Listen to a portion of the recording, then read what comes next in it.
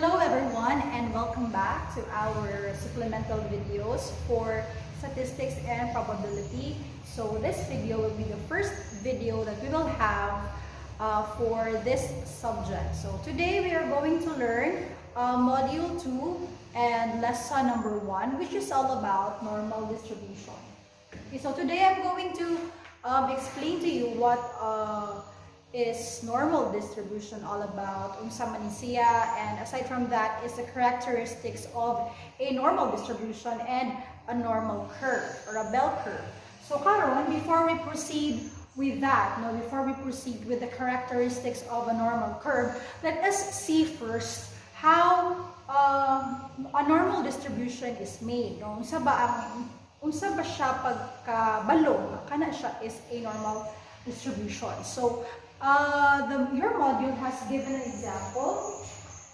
Now, if you're going to look at page number 1 in your module, it is stated there that, for instance, you have a mathematics quiz, no? And kato siya mga researcher or teacher, for instance, kay gusto niya mahibalaan ang distribution sa imuhang or sa scores sa iyang mga estudyante sa iyang quiz.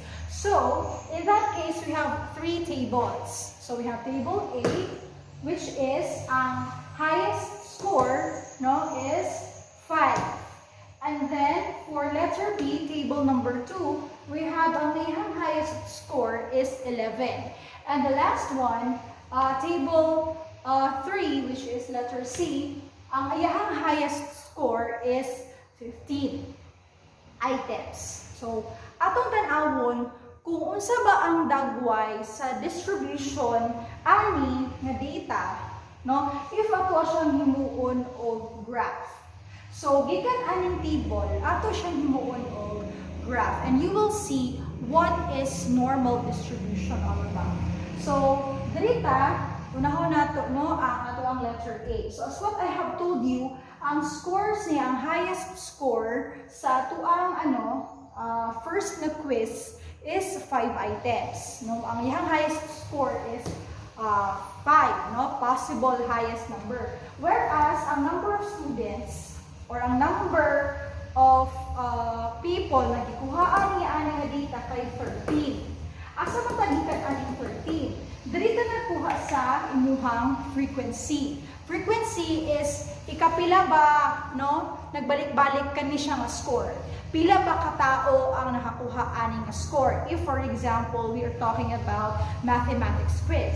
So, as what you can see here, no, ang tao or ang frequency or ang score nga 5 is isa siya ngayong frequency. That means, isa lang katao ang naka-perfect. Out of 13 people, isa katao or isa kastudyante ang naka-perfect score. Next is 4. How many students got 4? 3 students. Kaya tulo ang yung frequency. Meaning, ikatulo, nagbalik ang yung mga 4 nga score. Next is 3. Pila katao ang nakakuha o 3? So, 5 people out of 13. Next is ang score nga 2. Pila ka po ang nakakuha nga 2? Tulo ka tao ang nakakuha og score nga 2. And the last one, the lowest score is 1. No, pila ka tao ang nakakuha og 1? Isa lang po. No one got 0 in this quiz. So, unsa itong task ani? We are going to make a polygon, a frequency polygon, or a graph. No? In this case, we are going to draw a bar graph. Okay? Now, this is your empty na graph. Wala pa na siya isulod. Wala pa na siya i-input din ang data. But as what you can see here, nana siya numbers. No? So, as what you can remember during your previous lessons, during your lower years, no? Kani siya part is your x-axis, kaning pahala. And your vertical line, kanisya, is your y-axis. So, as what you can see here, ang atuang x-axis is ang inyong scores, or x. That means kani. That is why you have 1, 2, 3, 4, and 5 numbers. Whereas, ang kaning diri sa taas, kaning vertical sa imong y-axis, ang naaan is ang inyong frequency, or f. Which means, kaniya itong input din ha. That's why you can see 1, 2, 3, 4, 5, and 6. So what does our curve look like if we have this kind of data? So let us try and input our data here. Tayo lang ni kayo magbuhat o graph, no? So dito mag-start sa 1. Pila kabuo ang score nato is 1, kanisa. Pila kabuo ang nakuha og 1 sa minimum frequency, isa lang. So therefore, ang inyong bar graph is kung asa magtagbo, okay? Ang pagbuotan is asa nagtagbo nga part si 1 din sa frequency ug si 1 din sa imong score. So ato siyang buhatan og dulok na nga for instance. Alright? And then drawingan nato og bar graph. Or bar, rather. Tapos, pwede natin i-shade if you want. Okay? Next is score na 2. Pila ka tao ang nakakuha og 2. We have 3 people. So, 3 ang yung frequency. So, asa nag-meet si 2 na score and si 3 na frequency. So, yun. So, magbuhat na sa taog bar din haan. Okay? Alright. Then, shade if you want to. Alright. Next is score na 3. And then, pila ka tao? You have 5 people.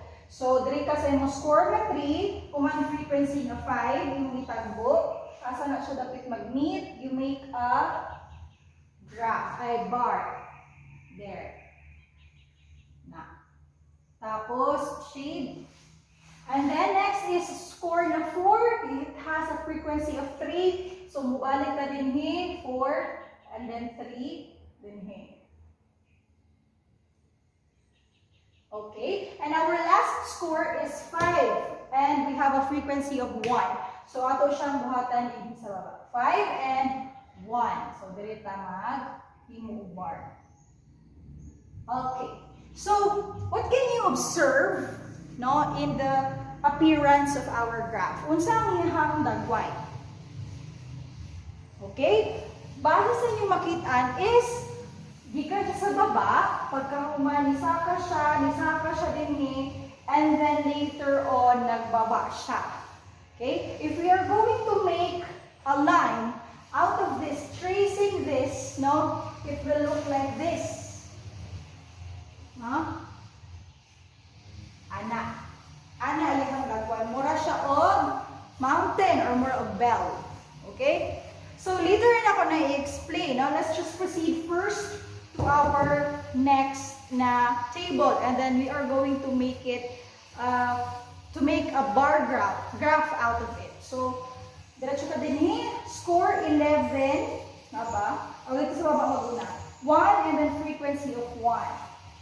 So, din yan na po i-shade ha. And then 2 with a frequency of 2. So, diri siya mag-stay na. Then, 3 with the frequency of 3. 3 with the frequency of 3. Then, 4 with the frequency of 5. 4 with the frequency of 5. Diri dapit dara. Dara siya. Okay? And then, after that, we have 5 with the frequency of 7. 7 and then 5. Diri. Okay? And then 6 with the frequency of 8. The highest one.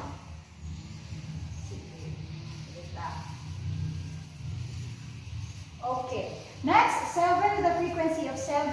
So, mubalik na din niya. Ito siya ipantay din sa isa. Sa inyong 5, ipareha sila frequency. Then, 8 with the score of 8 with the frequency of 5. 8 ang score, 5 ang frequency. So, pareha sila sa 4 na score. Next is 9 with the frequency of 3. Pareha sila sa 3. So, ito silang dapat pantayo. Okay, and then 10 with the frequency of 2. So we have this. And the last one is 11 with the frequency of 1. So pantay sila sa 1. Okay, so As what you can see here in our letter B data set, no? 11 ang highest score. Tama? And then muna siya ang frequency kung kapila nagbalik siya sa data. That means, muna siya ang pila ka tao nga nakakuha aning scores. Okay? So, kani siya nga set, ang imuhang number of students kay 44. Sa kani siya nga quiz. Kani siya nga data. Okay, so what can you observe with our graph? Same thing with the other one. Although mas daghan ni siya og samples or daghan siya og dako iyang sample size, mas daghan gani siya no compared ani.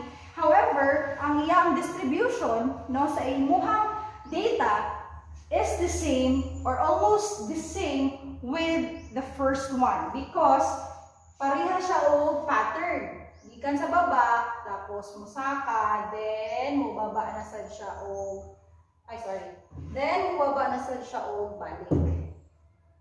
Okay? That is how your distribution looks like.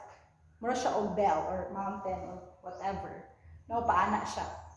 Next or last one is kani siya. Sa kani siya nga table, so what you can see is ang highest score nato kay 15. Tapos mo ni siya ang mga frequency values niya.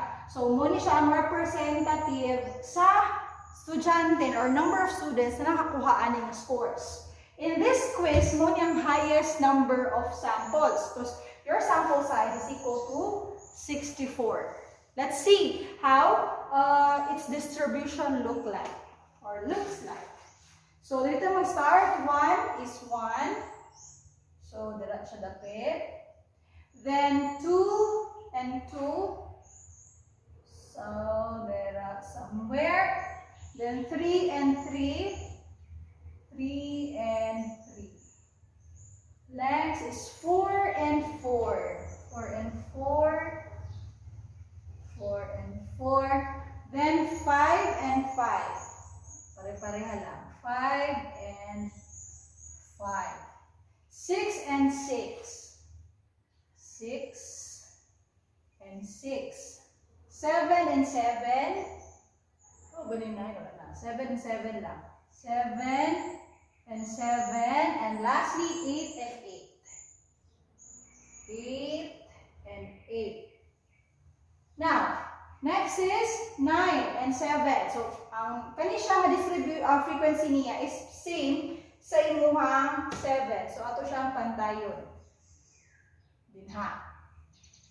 Next is 10 and 6. 10 ang score, 6 ka estudyante, pareha sa imuhang 6 mga score. Okay, next is 11 and 5. 11 and 5 is the same with 5 and 5. So, dirita.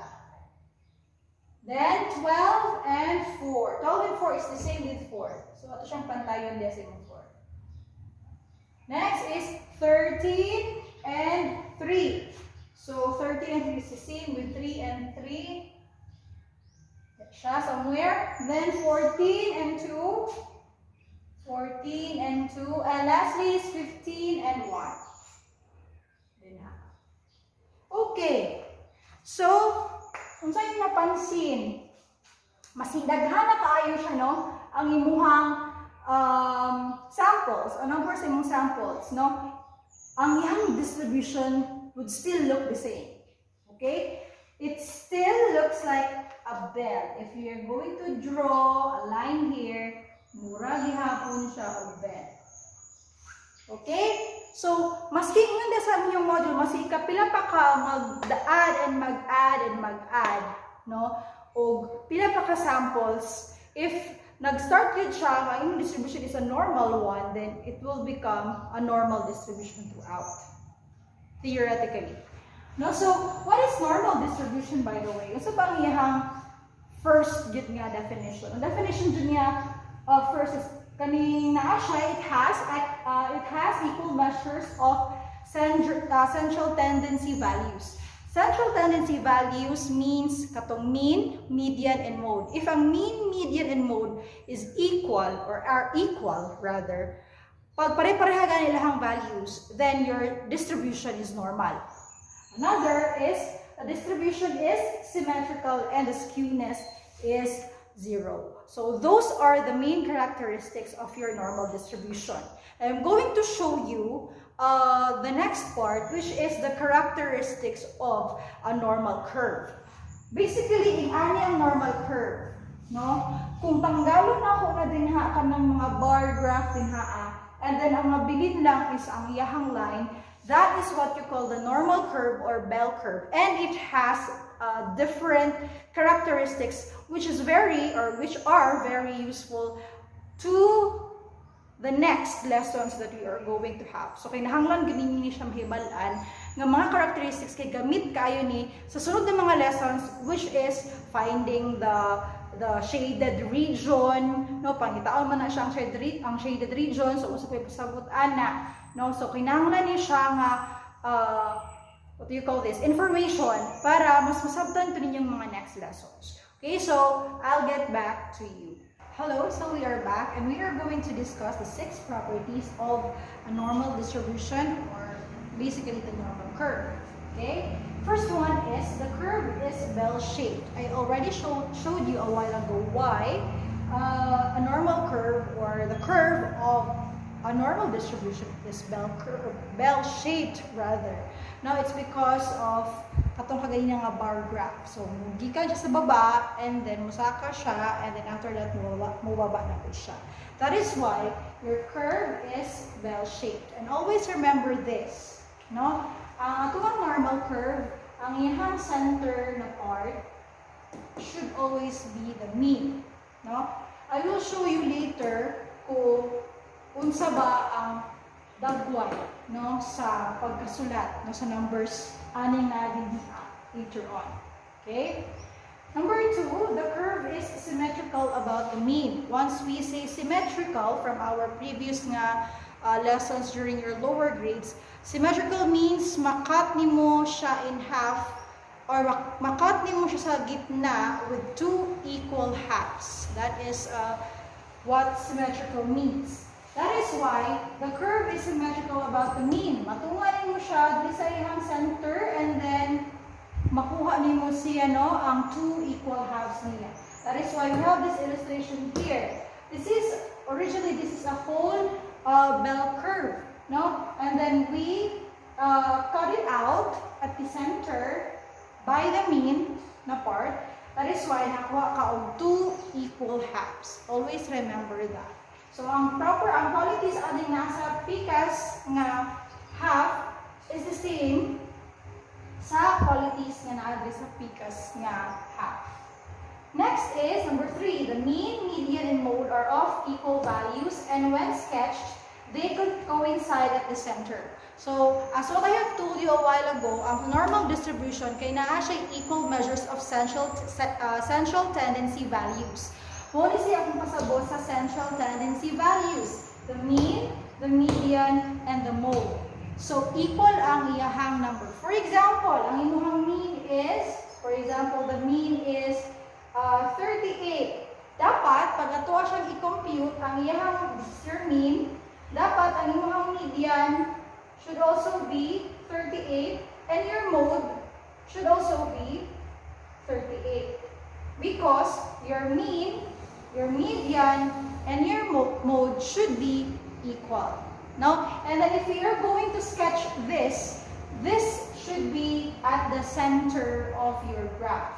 Because remember, the mean is at the center. That is why, if normal ang distribution, kung ang center kay ang mean niya, equal man ang mean, median, mode, therefore, nasa gitna ang imuhang 38. Okay? I hope that is clear. Next is number 4. The width of the curve is determined by the standard deviation. So, in a standard normal curve, this is what it looks like, no? Pag standard normal curve gani, the mean at the center is always 0. Always remember that. Mean is equal to 0. If we have a standard normal curve and our mean is equal to 0, then what is the value of your median and your mode? Dapat 0 pod. Kaya mo man ang rule, di ba? Dili kagay na sa number 3. Okay? So, aside from that, na ang imong mean should be equal to 0, ang imong standard deviation should be equal to 1. No? Ang pasabot aning width sa curve is gikan diri sa imong tunga, no? Unsa siya kalayo? Pila ang value niya gikan sa tunga? Okay? Since ang imong standard deviation ang basihan sa width sa imong curve, that is why in your standard normal curve, ang imong standard deviation is 1. That is why dapat ang value gikan diri sa center should be 1. And then gikan dinhi another 1. That is why 2 ang nasunod. Then ang plus 1 na po ka 3. Diba? Plus 1 na po ka 4, 5, so on and so forth. Same thing with the other side. No? So gikan diri sa 0, 1. Dinhi. And then another. And then another. And so on and so forth. Okay? This standard normal curve is the basis, no, sa pag-compare sa mga lain pa nga distributions depende sa imong data set. But this is the standard. Mo ni siya ang ato ang sa patawag ana. Kanang basis, no, diha ka mag-base kung unsa ba ang klase sa imong data. All right? And then muna siya ang example. Tagamta mo isa ka example sa kung saan pag-construct og normal curve. This is not a standard normal curve. This is a normal curve wherein your mean is not equal to 0 and your standard deviation is not equal to 1. This is just an example. You are going to do something on your own, I think, on the next part sa what I can do. Diba? Naakay duha din ka problems. So this is what you are going to do. No, saan siya pagbuhat. Okay, so you have drawn already your curve. So nakakailain din pagkahuman mag-draw ka og bell curve. Okay? Human, na given nga mean, na given nga standard deviation. Remember this, unahon nimo sulat ang imuhang mean. Asa gani ang mean based sa rule? It should be located at the center of your curve. So, dapat dinhi ang inyong mean. Okay? Ang mean nato should not be equal to 0 because this is not a standard normal curve. You are given with a number, Dara, that is 95. Okay? Klaro? So, muna na siya, no? And then, your standard deviation is equal to 3. So, diha magbase ang width sa imuhang tibuok nga bell curve or normal curve. So, sa itong buhaton, di ka sa 95, mag-add ta og 3. Pila man? 95 plus 3, that is 98. Diri ha, remember ha, kanina side padulong dito, okay, mag-add. Diri nga side, padulong din mag-minus or subtract. Okay? So, diri ta sa 98 plus 3. 98 plus 3, that is 101. And then after that, 101 plus another 3, that is 104. So, diri nga side sa pikas, no, imbes na mag-add ta, mag-minus ta. No? Minus na to, gikan diri sa ato ang mean, mag-minus ta og 3, which is our standard deviation. So, 95 minus 3, that is 92. Then, gikan sa 92, mag-minus 3 na punta. So, that would be 89. And then, from 89, we again subtract 3, that is 86. So, this is how our, what do you call this? This is how our normal curve looks like. And this is a standard normal curve with the non-standard side by side. So, later on in our lessons, we're going to learn how to use this one and the standard normal curve. Okay, just wait for that.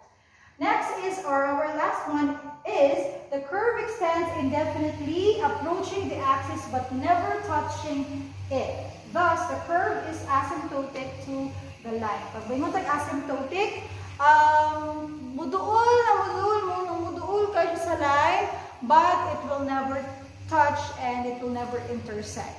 Muna siya ang pasabot sa asymptotic. So, kaning dinhi, kaning bitang line dinhi, o kaning line na sa imong curve, magkaduol lang na siya. But it will never touch your x-axis mga line. Okay? Muna ang pasabot sa number 6. And the last one, ano pa rin last one? Ay, sorry. This should be number 5, and this is number 6. So the last one is the area of the region under the normal curve is equal to 1. Ibig sabihin, kanitanan nga area nga naa sa ilalom sa imuhang curve is equal to 1. So we are going to deal with this later on, no? Kung asa pa ni magamit ni siya, kanisiyang tibuok area din is equal to 1. So ang probability niya is equal to 1, whereas ang imong percentage is equal to 100%. So, after this one, no, kindly answer what I can do nga part, itong duha dito, na kay given nga mean, and then also given are your standard deviations for both nga problems. Okay? So, I will see you in our next video for our lesson 2 of normal distribution. Bye!